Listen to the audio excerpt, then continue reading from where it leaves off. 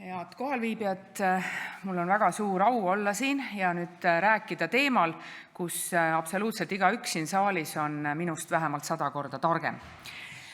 Ja seetõttu tutvustan ma seda, mis on inimeste ootused, ehk siis nii-öelda kehastudes tarbijate või siis internetikasutajate või digiteenuste kasutajate ametiühinguks. Poliitiku roll ongi ju tulla ja öelda, et mida inimesed tahavad, isegi kui nendest sõnadest, millest me räägime, päris sageli aru võib-olla keskmine valija ei saa. Ja see tegelikult on üks probleeme, mida me peame lahendama või millega me peame tegelema, kuidas eriti tehisaru vaates oleksid need mõisted inimestele arusaadavad, tuttavad, omased ja hirmu, asjatut hirmu oleks ühiskonnas vähem. See on kindlasti üks teema, millega tegeleda. Aga nüüd selle suveräänsuse juurde. Mida inimesed tahavad, kindlasti on paremad avalikud teenused. Inimesed samuti soovivad seda, et ettevõtetel läheks hästi, et palgad oleks suuremad. Kõiges selles tulevad mängu andmed ja inimesed ei viitsi mitu korda neid andmeid esitada. Ma olen korduvalt toonud seda näidet, et kui tüütu on olnud kõikidel õpetajatel mind taga ajada, kui mul on järjekordne nõusolek lapse järjekordseks vaktsineerimiseks jäänud digiallkirjastamata. Ma ei saa tõepoolest aru, miks lapse sünnist saati pean ma absoluutselt iga kord igale lapsele neid nõusolekuid iga kord andma. Piisaks ju sellest, kui ma pärast lapse sündi selle nõusoleku ära annan ja arstid ise vaatavad, et kas see asi on siis nüüd parasjagu okei või ei ole, ma niikuinii seda ei tea. Nii et saab küll lihtsamini ja paremini teha, aga tuues kas või seda sama vaktsineerimise näidet, nüüd me juba räägime tundlikest terviseandmetest. Inimesed kindlasti ei taha seda, et nende tundlikud andmed kuskile lappama läheksid. Ja samuti ei soovi inimesed seda, et nad avastaksid kuskil hiljem, et nende tundlikud andmed on mööda maailma mitu tiiru peale teinud. Ja nüüd me jõuamegi selle suveräänsuseni. Mida me mõistame selle all? See teema on muutunud Euroopas väga kuumaks, olgem ausad, pärast Trumpi administratsiooni alustamist.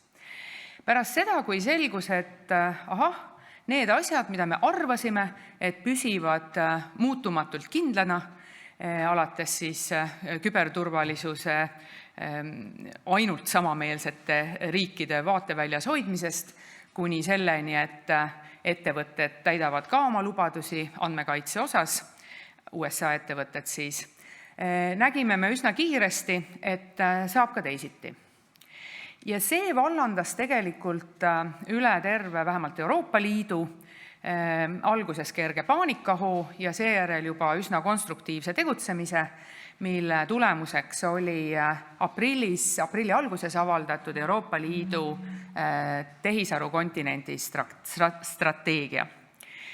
See tehisaru kontinendi strateegia seab eesmärgiks selle, et me ei sõltuks nii palju USA ettevõtetest, vaid suudaksime siin koha peal Euroopas arendada siis suveräänseid lahendusi. Suveräänseid lahendusi selles mõttes, et need jälgivad ja järgivad Euroopa Liidus omaks võetud arusaamisi inimeste põhiõiguste kaitsest, andmekaitsest, vabadustest, väärtustest ja samal ajal on täies ulatuses meie enda kontrolli all. Ehk et seal ei ole ühtegi tagaust ega võimalust, et mõne kolmanda riigi arvamuse peale või selle kolmanda riigi juhi arvamuse peale kuskil midagi avataks või liigutataks või tehtaks teistmoodi, kui on algselt kokku lepitud. See nüüd on tegelikult tähendanud massiivseid muutusi terves Euroopas, mis Eestis, tark rahvas nagu me oleme, algasid juba mõnevõrra varem, ent vähemalt siis aasta algusest on liikunud, ma ütleks, erakordse kiirusega. Need meie 3 suunda, mida me muudame siis selle suveräänsuse nimel Eesti digiriigi juhtimises või arendamises, on laias laastus sellised. Esiteks tehisaru suveräänsus. Kui Prantsuse digiminister minu käest küsis huvitatult, et mitut tehisaru mudelit me Eestis arendame, küsisin ma tema käest vastu, et aga mitut teie Lyoni linnas arendate. No siis ta sai aru, et võib-olla tõesti see tehisaru arendus on midagi sellist, kus suurusel on natuke mingi mõju. Me saame väga hästi aru, et Eesti iseseisvalt üksinda ei suuda korrata OpenAI edu, ammugi seda mitte ületada. Ent mida me suudame?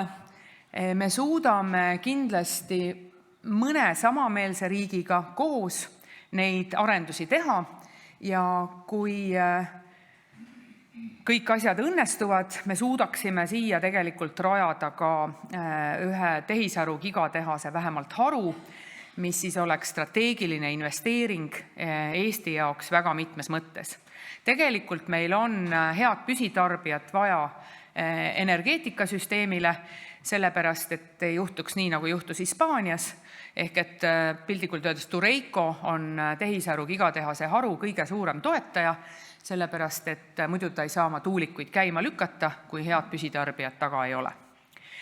Aga mitte ainult Tureico jaoks ei pea me seda plaani, vaid ikkagi laiemas vaates selle jaoks, et meil on tegelikult pakkuda vähemalt kahes väga olulises valdkonnas ka sisuarenduse poolt, nii nagu president siin väga õigesti märkis. Me oleme väike agiilne riik, me oleme olnud edukad tänu oma mõistlikule riskialdidusele ja meil on kaks valdkonda, mis on üle terve maailma probleemide kütkeis. Üks on haridus ja teine on avalik sektor. Mõlemas valdkonnas me oleme otsustanud, et me tahame olla maailma kõige paremad, kõige intensiivsemad, kõige targemad tehisaru kasutajad ja arendajad. Haridus on kõikides maailma riikides, avalik sektor on samuti kõikides maailma riikides olemas. Mitte üheski teises maailma riigis ei saa need kaks asja sellisel kujul kokku, kus alustase on juba äärmiselt kõrge. No Singapur natukene on ka ikkagi meiega nagu samas paadis, aga kui me räägime siis kui euroopalikest põhiväärtuste kaitsest, siis me oleme endiselt veel pretsedenditult heas olukorras. Ehk et me tegelikult oleme pidanud mitu ringi ka ettevõtjatega läbirääkimisi. Neljapäeval tuleb Tallinnasse Henna Virkunen sama teemat edasi arutama.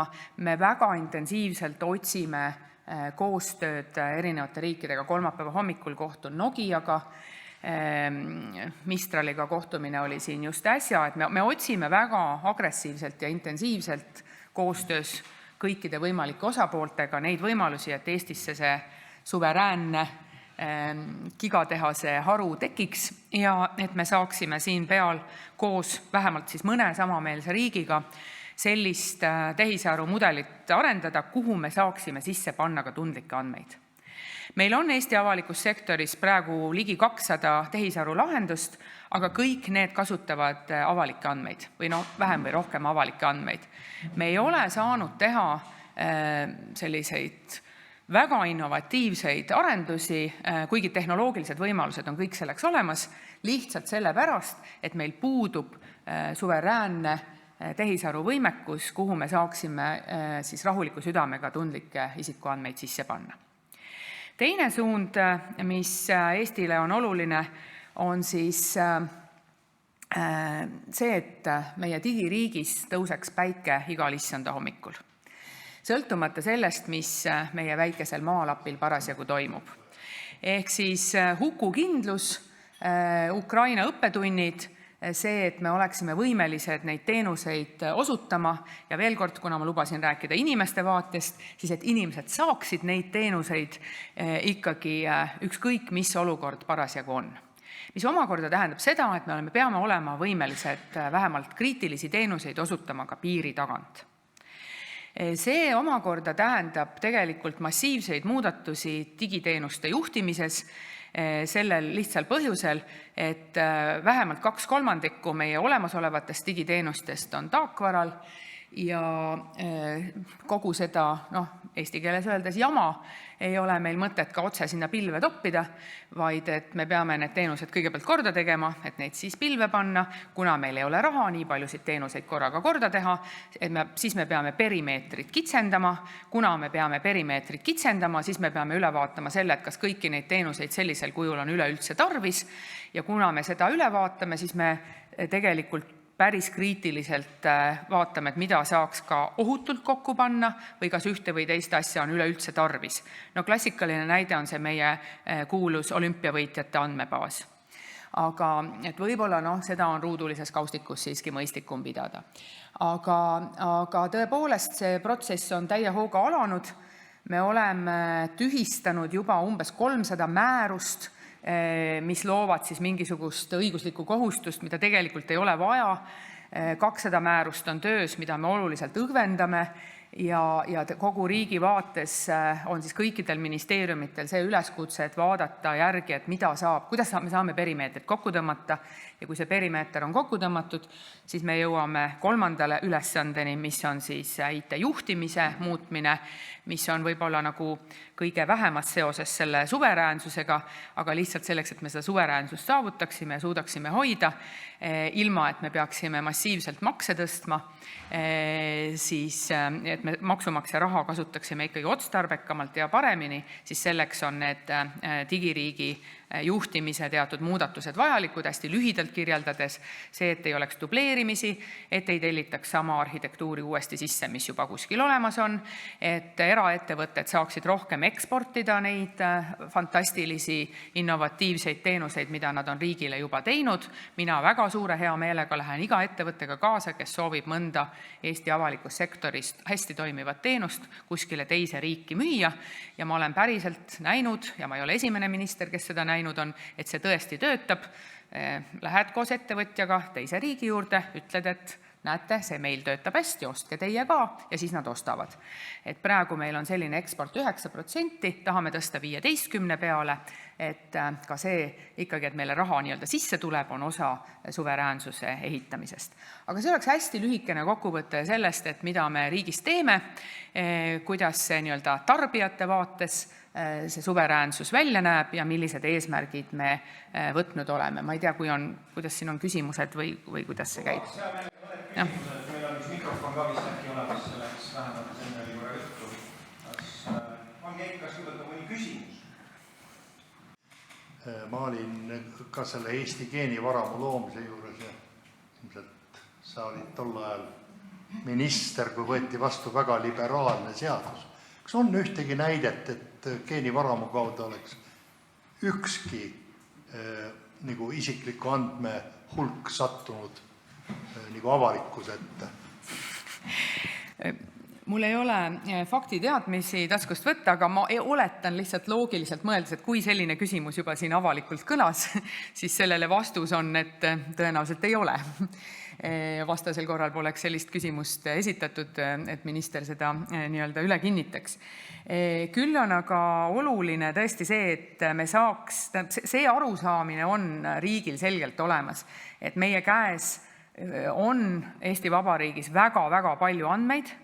Me ei saaksime teha imesid nende kasutamisel tehisaru abiga, ent me saaksime seda teha ikkagi laiemalt ja täiesti uuel innovatiivsel tasemel üksnes siis, kui meil on see suveräänne kontroll nende andmete kasutamise ja liikumise üle, ka siis vastastikku või vahetuste kaudu ja see ongi see ülesanne, mille lahendamiseks, ma saan aru, me oleme siia kogunenud ja mul läks meelest ära alguses väga tänada tegelikult siis Teaduste Akadeemiat, ma kasutan seda võimalust nüüd teha, et tegelikult nagu tuli ka vast sellest ettekandest välja, et ülioluline, väga suure arengupotentsiaaliga küsimus selle suveräänsuse kasutamine, et me tegelikult tõesti kogu oma potentsiaali, mis meil maailmas mituti unikaalselt olemas on, saaksime päriselt Eesti inimeste heaks ära kasutada, nii et Teaduste Akadeemia on valinud täiesti väga-väga hea teema. Aitäh!